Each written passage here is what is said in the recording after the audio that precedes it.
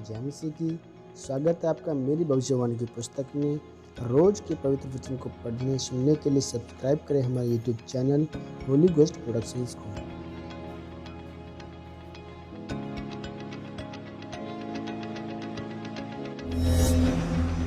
निराश ना हो, जैसा कि पहला शमूएल 1 उसकी 7 और 8 आयत में लिखा है। इसलिए वह रोटी और खाना ना खाती थी। इसलिए उसके पति एल्काना ने उससे कहा, हे हन्ना, तू क्यों रोती है और खाना क्यों नहीं खाती, और तेरा मन क्यों उदास है? क्या तेरे लिए मैं 10 बेटों से अच्छा नहीं हूँ? मेरे प्रियो, कई बार जब आपको लगता है कि अब मेरा कुछ नहीं हो सकता, तो तब आप अपनी जिंदगी में निराश और दुखी हो जाते हैं और टूट जाते हैं। लेकिन बाइबल में लिखा है कि परमेश्वर टूटे मन वालों के समीप रहता है। परमेश्वर को टूटी हुई चीज़ों को इस्तेमाल करने की और उन्हें फिर से खड़ा करके आशीषित और ऊंचा करने की आदत है। जिस प्रकार हम बाइबल में हन्ना के बारे में पढ़ते हैं कि वो बांझ थी, उसके कोई बच्चा नहीं था और इसी कारण वह खाना नहीं खाती थी, दुखी और निराश रहती थी और पूरी तरह से टूटी हुई थी। लेकिन हन्ना परमेश्वर में खड़ी रही।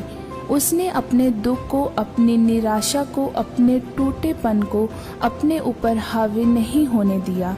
और यही कारण था कि जब परमेश्वर ने हन्ना को दिया तो उत्तम दिया, और जो बच्चा परमेश्वर ने उसे दिया, उसने उसको परमेश्वर के भवन में दे दिया। और उसके बाद परमेश्वर ने उसे 5 और बच्चों के साथ आशीषित किया। मेरे प्रियो, कई बार आप अपने जीवन में ऐसी निराशा में चले जाते हैं और दुखी हो जाते हैं, जहां पर आपको लगता है कि पता नहीं परमेश्वर मेरे साथ है भी कि नहीं। अगर एक वीज़ा ना लगे तो आप निराश हो जाते हैं।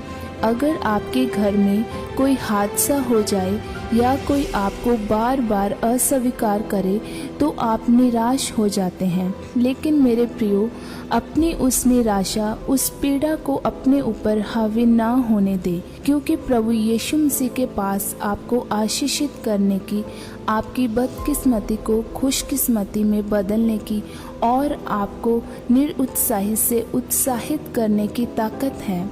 लेकिन यह तभी हो सकता है अगर आप हन्ना की तरह परमेश्वर पर भरोसा रखें।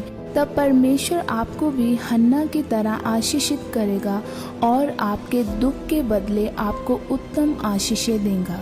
इसलिए मेरे प्रियो, अगर आप अपनी जिंदगी के कुछ हिस्सों में निराश हैं, टूट चुके हैं, तो अपनी जिंदगी को परमेश्वर के हाथों में सौंप दें और पवित्र आत्मा की अगुवाई से चले।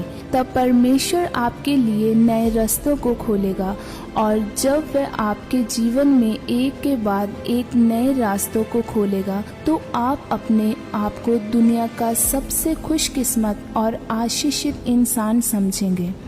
इसलिए अपनी निराशा, गरीबी और बीमारी में परमेश्वर के साथ बने रहें, क्योंकि आपकी वही निराशा आपको आपकी उत्तम आशीष तक लेकर जाएगी।